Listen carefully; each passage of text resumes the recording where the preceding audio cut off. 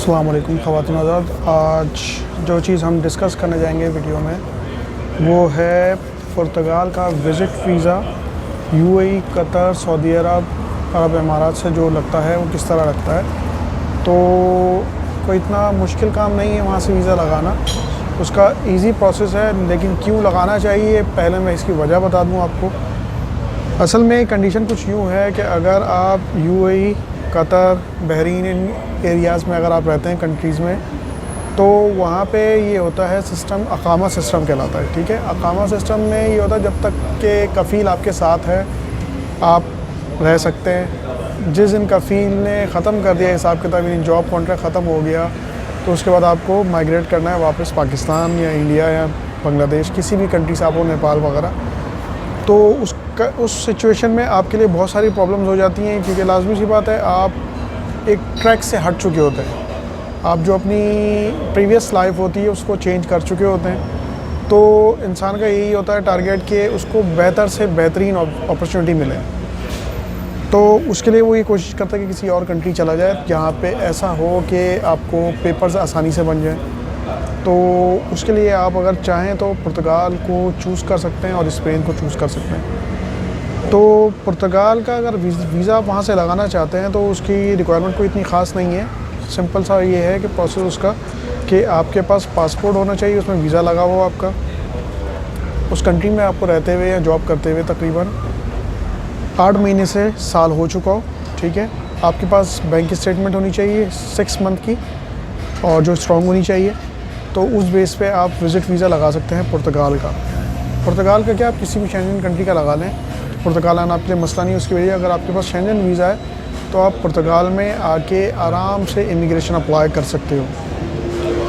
यही केस अगर आप देखो तो स्पेन का भी है, लेकिन स्पेन में और पुर्तगाल में डिफरेंस कुछ इतना है कि अगर आप पुर्तगाल के पेपर अप्लाई करते हो तो इसका 88 कैटेगरी पे जो वीज़ा है, सॉरी टीआरसी कार्ड जो है वो आपका तकरीबन 2 साल में आता है, और स्पेन में यही टीआरसी कार्ड जो है वो 3 साल में आता है। तो इस वक्त जो कंडीशन चल रही है करंट, उसमें यह है कि दोनों कंट्रीज़ ने इमिग्रेशन ओपन करी हुई है, लेकिन दोनों की रिक्वायरमेंट्स में कुछ फ़र्क है।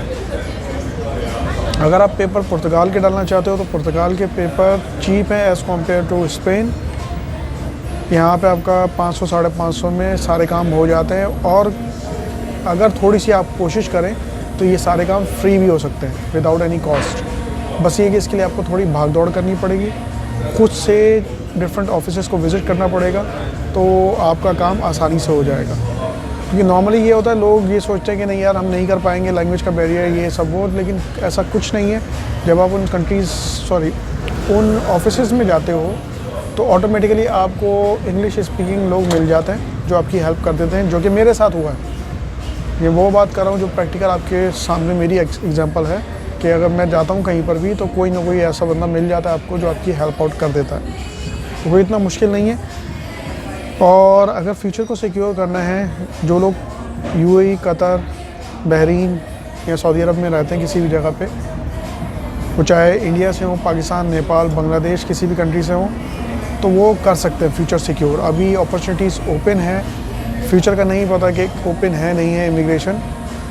फिल वक्त अब तक की कंडीशन ये है कि ओपन है, और अगर आप करना चाहते हो तो जैसे ही आपको लगे कि आपकी कोई कंडीशन वर्स हो रही है उन कंट्रीज़ में, क्योंकि बहुत सारे लोग ऐसे हैं मेरे जानने वाले जो ये बात कह रहे हैं कि वहाँ पे जॉब में डाउन साइजिंग बहुत ज़्यादा चल रही है। तो ऐसी कंडीशन में लाजमी जो बंदा परेशान। तो पाकिस्तान अगर देखें तो पाकिस्तान में और इंडिया में, इन कंट्रीज़ में अब कुछ भी नहीं है पलट कर जाने के लिए।